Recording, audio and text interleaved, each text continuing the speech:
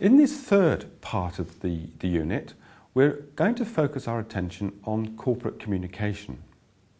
If we look at this slide, we can see we've got personality, identity, image and reputation well established.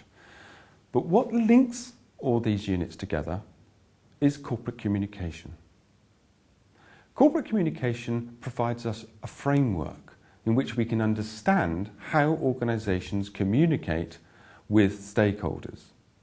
And of course, we can identify different stakeholders and they need messages that differ from each other. We need to communicate in different ways with different stakeholder groups. So, this unit is about what corporate communication is, the scope, the breadth, the depth of the subject.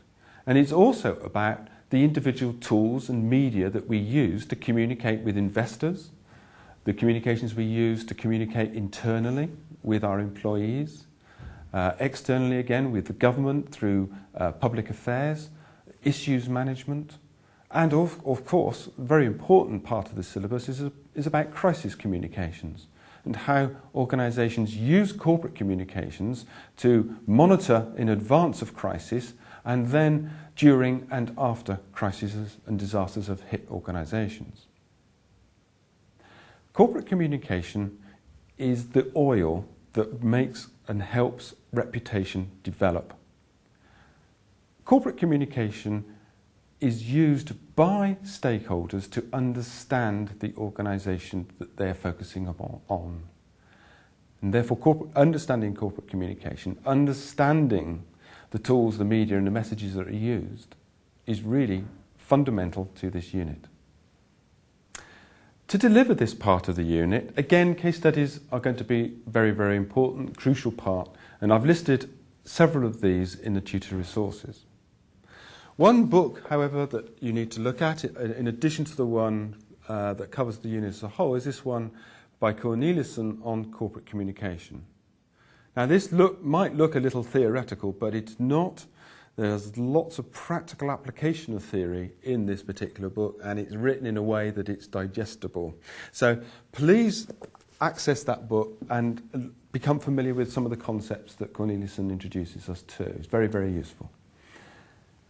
I did a simple Google search last weekend, and as a result of immediately, one of the top results that came out was, I'll read this if I may, a simple Google search found a communication paper about Toyota's mission, values and communications from 2002 to 2010.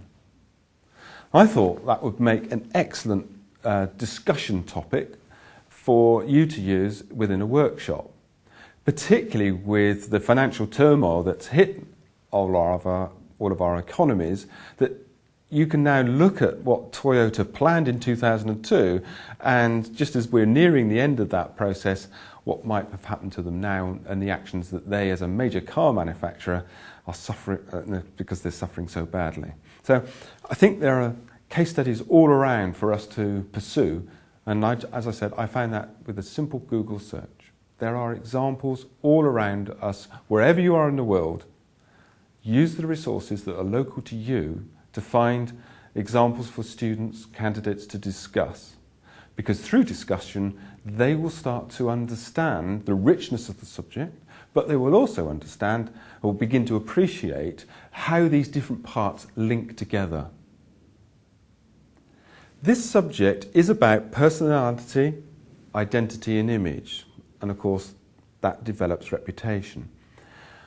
But it's the linkages, the way they work together, not as isolated units, that I would like candidates to really appreciate.